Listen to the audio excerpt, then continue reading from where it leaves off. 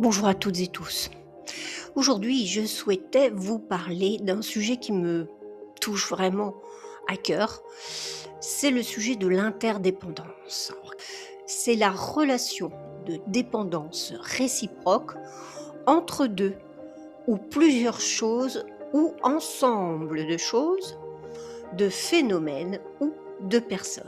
Déjà là, on se rend compte que cette interdépendance, elle est omniprésente dans à peu près tous les sujets.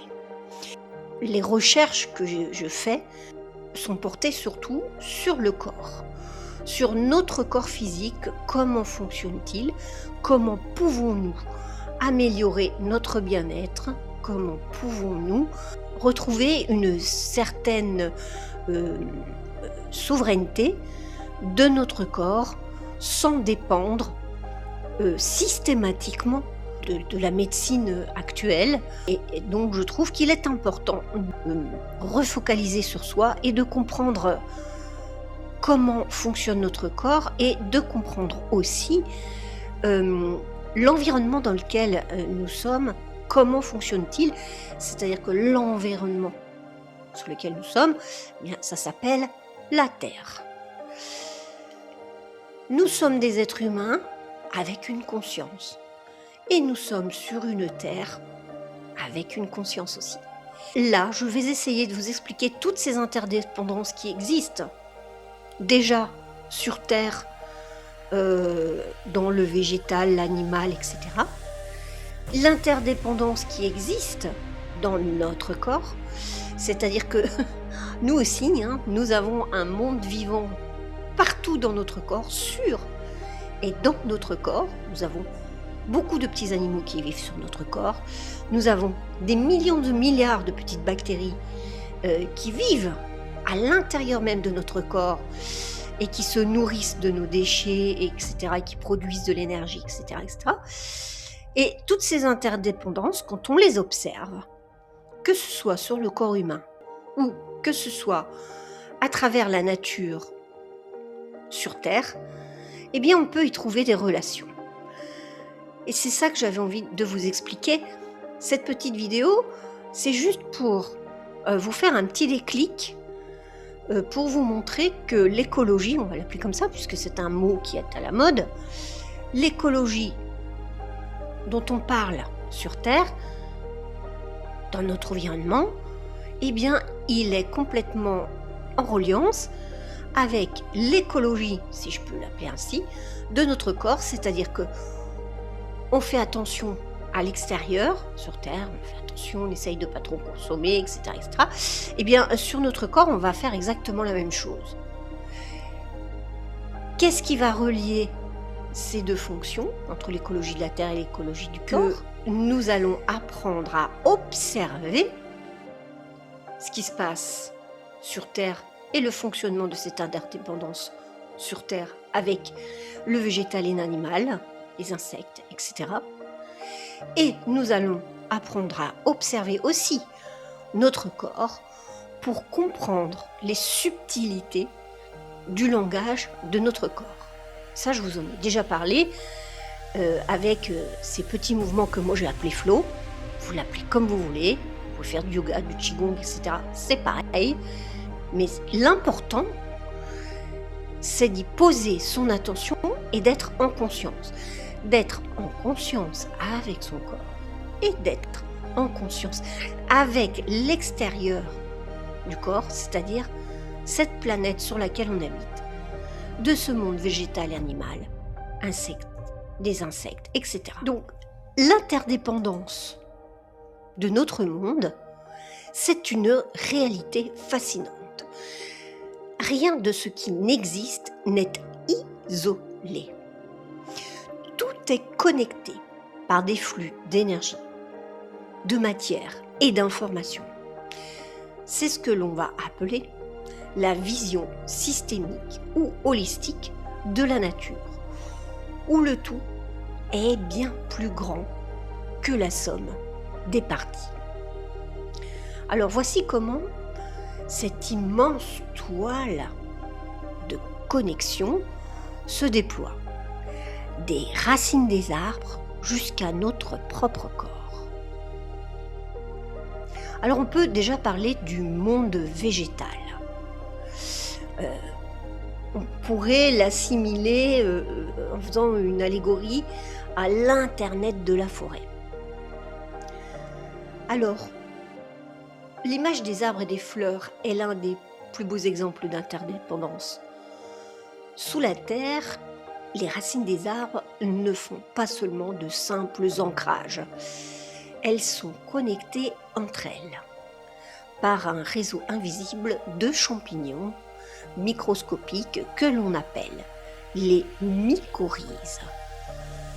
C'est ce réseau qui va permettre aux arbres de communiquer, de s'alerter en cas de maladie et de partager des nutriments pour les plus forts qui vont aider les plus faibles. Un arbre isolé dans un environnement urbain, c'est souvent plus fragile qu'un arbre vivant au sein d'une communauté forestière. C'est pareil pour la danse des fleurs. Les fleurs dépendent entièrement des insectes pollinisateurs, comme les abeilles pour se reproduire, tandis que ces insectes dépendent du nectar des fleurs pour survivre. Donc c'est une symbiose parfaite. Une fleur ne s'épanouit pas pour elle-même. Il n'y a pas d'ego là-dedans. Elle s'inscrit dans un cycle de vie global. Et puis, nous allons aussi parler du soleil. C'est une source vibratoire qui est primordiale pour nous tous, que ce soit pour les êtres humains que pour la nature. Donc là, on va parler de photosynthèse. C'est-à-dire que les plantes capturent la lumière du soleil pour transformer le dioxyde de carbone en oxygène et en sucre. Ce sucre va nourrir la plante, qui nourrit les herbivores, qui nourrissent les carnivores, dont nous, entre guillemets. En clair, toute forme de vie sur Terre mange sous une forme ou une autre de la lumière solaire condensée. Donc, c'est déjà notre première nourriture. Et maintenant, je vais vous parler du corps humain. Alors, le corps humain, c'est une éponge en résonance permanente. Notre corps, ce n'est pas seulement un système fermé, étanche au reste du monde, parce qu'il réagit à chaque impulsion de son environnement. Et ceci prouve que nous faisons partie intégrante de cette matrice vivante qui nous entoure. Alors en réponse à la lumière, notre corps suit un système, un rythme que l'on appelle le rythme circadien. Dès que les rayons du soleil touchent notre rétine, notre cerveau bloque la production de mélatonine, c'est l'hormone du sommeil, et va activer le cortisol, l'hormone du réveil. Nos organes internes ont leur propre horloge rythmée par la course du soleil. La photosynthèse chez l'humain, c'est tout pareil, comme celle des plantes. Notre peau va réagir directement au soleil pour synthétiser la vitamine D, qui est essentielle à notre système immunitaire, à notre structure osseuse et à notre équilibre émotionnel aussi. Et puis il y aura aussi cet échange respiratoire. À chaque inspiration, nous intégrons l'oxygène libéré par les arbres. Alors s'il vous plaît, arrêtez de couper les arbres, entre guillemets. À chaque inspiration, nous intégrons l'oxygène libéré par les arbres et ces plantes. À chaque expiration, nous leur offrons le carbone dont ils ont besoin. Notre souffle est un lien physique, une conversation permanente et inconsciente avec le monde végétal qui nous entoure. Alors notre corps abrite des milliards de bactéries, notamment dans notre intestin, qui dictent notre humeur, notre immunité et notre digestion. Ces bactéries proviennent de la terre elle-même, des aliments que nous mangeons et de l'air que nous respirons. Nous sommes en nous-mêmes un écosystème vivant au sein d'un écosystème plus grand. Nous ne sommes que la résonance d'écosystèmes plus grands et la résonance d'écosystèmes de plus en plus petits. Mais tout ceci fonctionne de la même façon. Donc, en résumé, penser que nous sommes séparés de la nature est une illusion totale. Des racines invisibles du sol jusqu'aux réactions biochimiques de nos cellules, sous l'effet du soleil, tout vibre et résonne à l'unisson. Modifier un seul de ces éléments de cette chaîne, c'est modifier l'ensemble.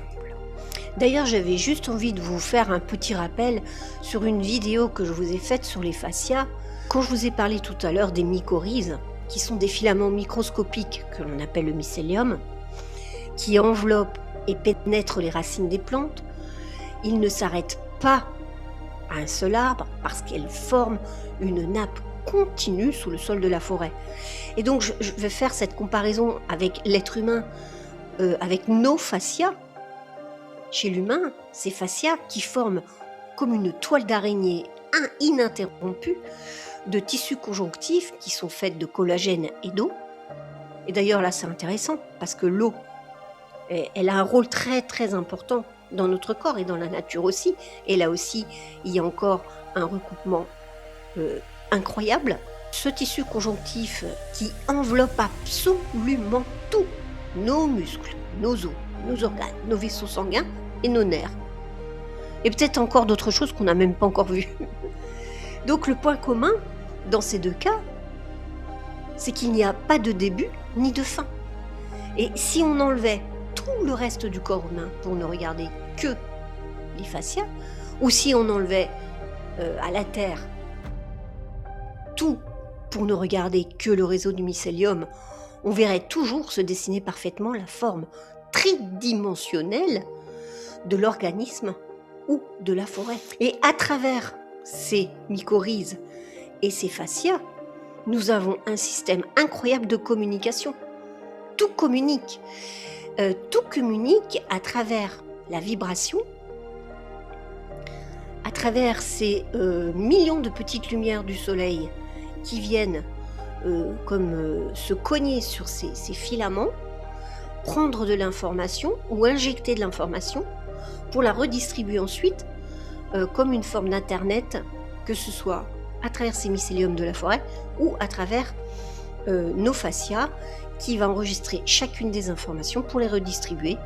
Et pour cela, nous avons besoin que ces filaments qui vont nous permettre de transformer l'énergie aussi et de communiquer l'information au mieux. Nous avons besoin que tout cela soit en harmonie, en plein état de marche. Ce qui est moins sûr, parce qu'aujourd'hui, nous polluons. Enfin, la Terre est polluée. On tue les forêts, on fait des monocultures qui tuent ces mycéliums. Le corps humain, nous avons une nourriture pareille qui n'est pas très saine. On mange tout et n'importe quoi. Donc on va perturber tout notre système, on va perturber ces systèmes de filaments des fascias et perturber les communications dans le corps, perturber notre mobilité, enfin, vous voyez tout l'enchaînement qui se fait. Donc nous sommes interdépendants des uns des autres, aussi bien entre humains et les humains à travers la nature. C'est un tout, parce que nous ne faisons qu'un, parce que nous communiquons, nous sommes interdépendants des uns des autres. Voilà. Et je voulais juste que vous preniez conscience de cette interdépendance, de ce que vous êtes réellement, et surtout aussi de là où nous sommes, c'est-à-dire sur Terre, dans cette nature qui disparaît de plus en plus, où on se renferme de plus en plus dans des maisons, et où on se coupe de cette interdépendance qui est fondamentale pour nous et pour notre santé. À très bientôt et de cœur à cœur, Véronique.